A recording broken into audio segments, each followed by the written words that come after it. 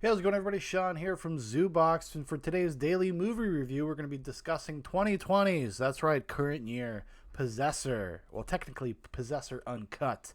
The film is directed by Brandon Cronenberg. It's also written by Brandon Cronenberg. It stars Andrea Riseborough, Christopher Abbott, and Jennifer Jason Leigh.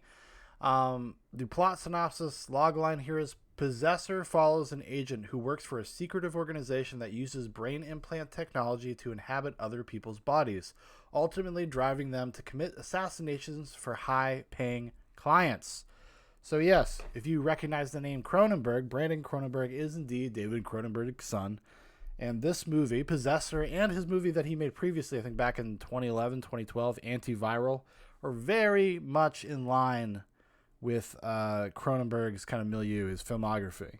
It feels like a chip off the old block, and I would say, in a lot of ways, in a good way. There's other children of famous directors that go on to direct things. You got the Coppolas, Roman Coppola, Sofia Coppola. Who else? Other ones. Those are the two that come to mind. But I would say out of all of the director kids, I think Brandon Cronenberg is interesting because he's probably the best in the sense of things that I like, but he's also doing exactly what his father did, which is interesting. Like, there's not even a desire to really strike out in a new type of genre direction. Now, I'm not saying that the type of movies that he makes or his movies don't stand on their own. Don't get me wrong. They're not like rip-offs. It's the texture. It's the point of view. It's the attitude. It's the hard sci-fi mixed with body horror, mixed with like intellectual, philosophical stuff. That's all kind of wrapped into these movies. And that's something what, made David Cronenberg so interesting back in the day. Possessor actually reminded me a lot of like Scanners. Has the tone of Scanners. The difference is, I think, in ambition. Brandon seems a little bit more low key. Like, Possessor is, for all of its complicated implications in the world that it's building, what these people are doing, why they're doing it, those things are kind of big and broad and interesting. But the stories themselves are very small and very focused, very character centric. In ways that maybe kind of earlier Cronenberg stuff might have been a little bit more about the concept itself. But which does kind of it can lead to a little bit of I would say a hollowness. It kind of feels a little hollow, a little shallow at times because it is so pared down. And you only get so much flavor of the outside world. The world building is very interesting. It's very intriguing, but it's very limited. And you spend most of the time just kind of thinking about what these characters have to deal with. Now, that plot synopsis kind of deals with it, but it's really interesting. Just the concept of, like, there's these companies, they take out contracts for other kind of corporate, it's like corporate espionage taken to the nth degree in a cyberpunk fashion.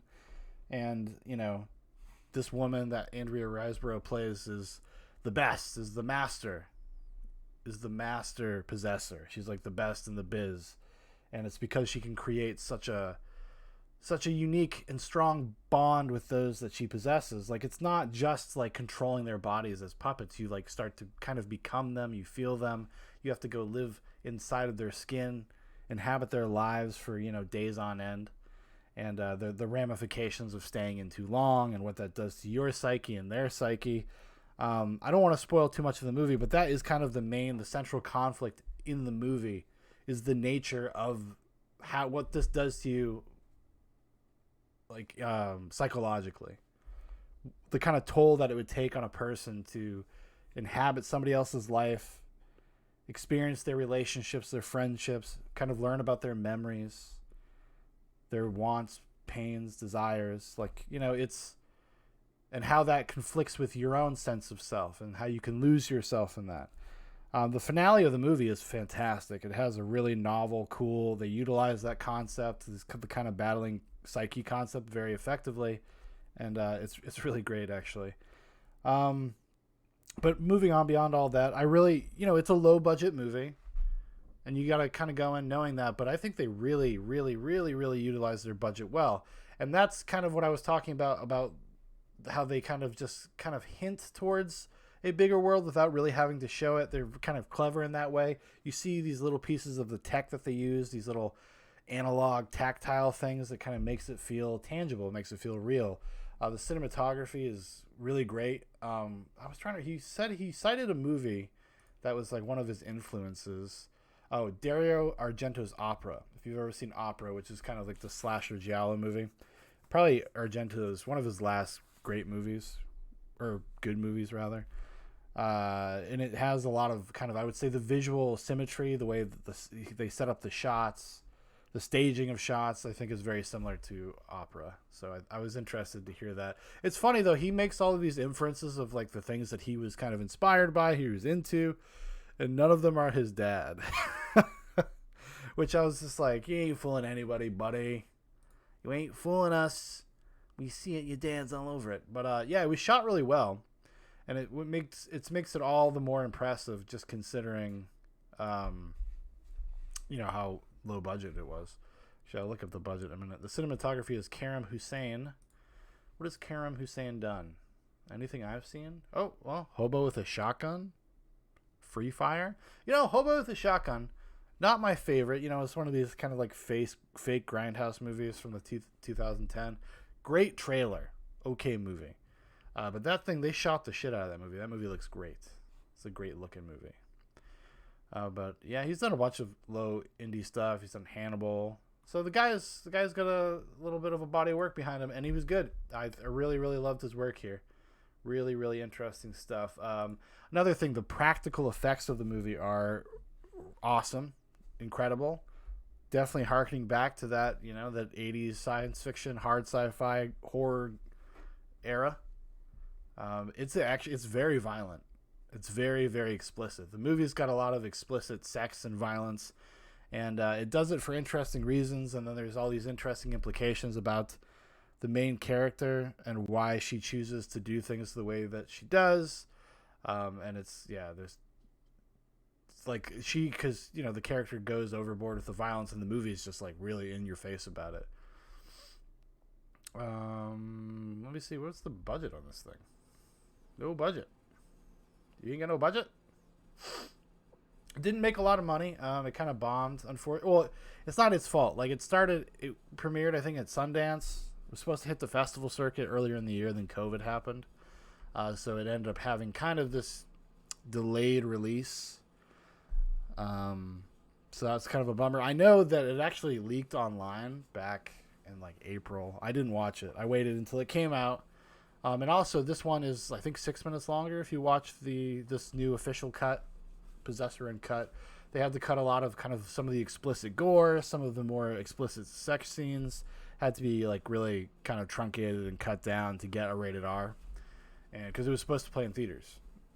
Which, I'm not saying that those elements, like being gratuitous, it doesn't need to be there, but it definitely adds to kind of the atmosphere of the movie in a weird way. It's a movie that is kind of quiet, character-centric, punctuated by really shocking sex and violence. And then the inner turmoil of the characters and their psyches as they're coming in and out while experiencing these things. It's an interesting movie because Andrea Riseborough, who's kind of the protagonist, you can make the argument that she's kind of the villain of the story. There's a reading of this movie. I think you could totally legitimately say that she's the villain, but I don't want to get too much into it. In fact, I gotta get somebody to watch this fucking movie so they can talk. We can do a full spoiler cast.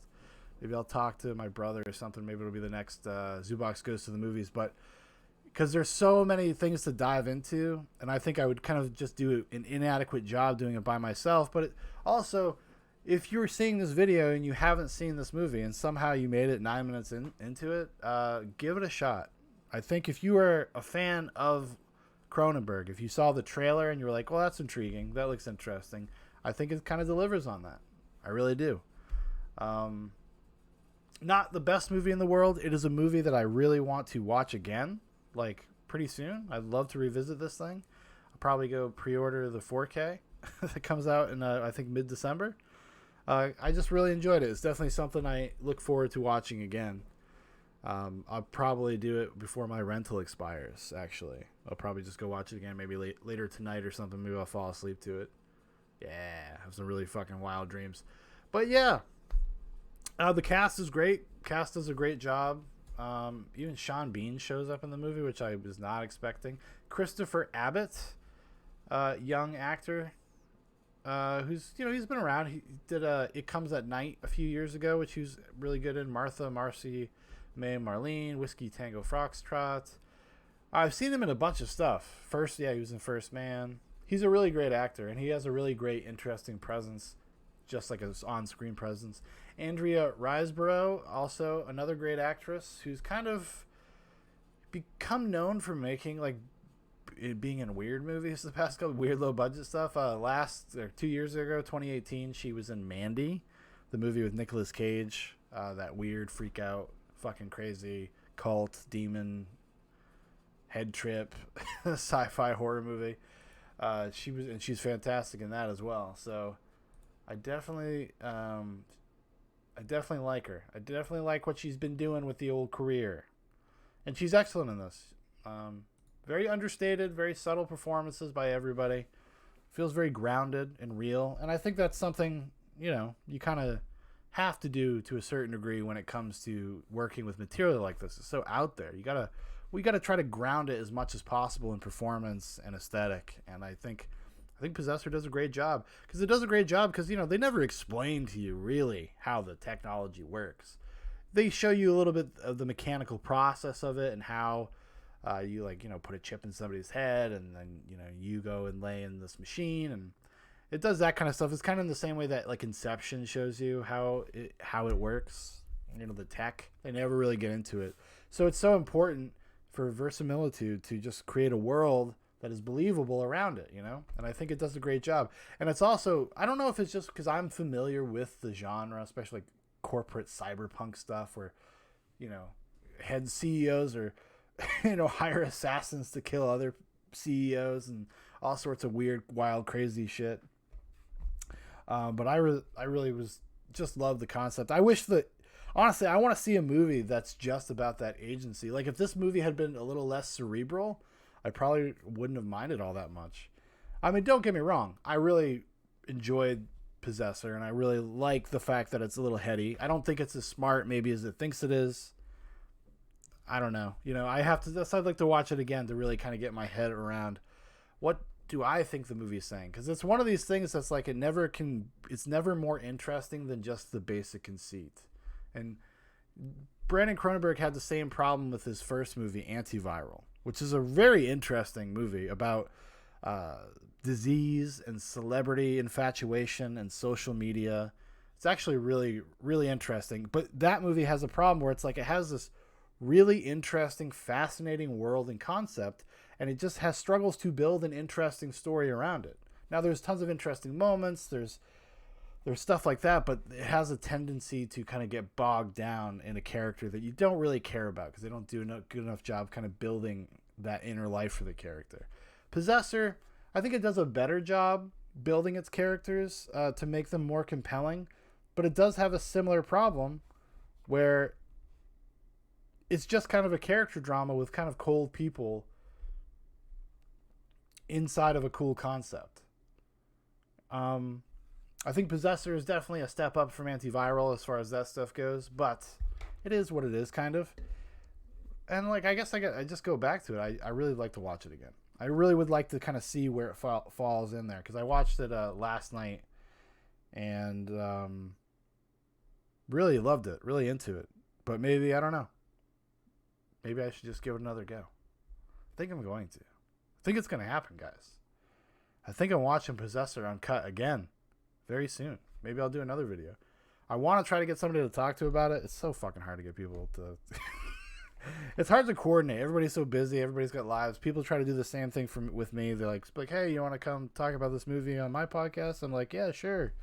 And then just can't ever get our time synced up. So it's kind of sucks. But anyways, well, that's going to do it for this video. Thank you for watching. Thank you for listening. If you'd like to know more about Zoobox, there's a bunch of links in the description for Facebook, for Instagram, for my Twitter, for Dan's Twitter. Also, if you would like to make a recommendation for one of these videos, throw it in the comments, and I will... I'll put it on the list. So you have the best one. ever.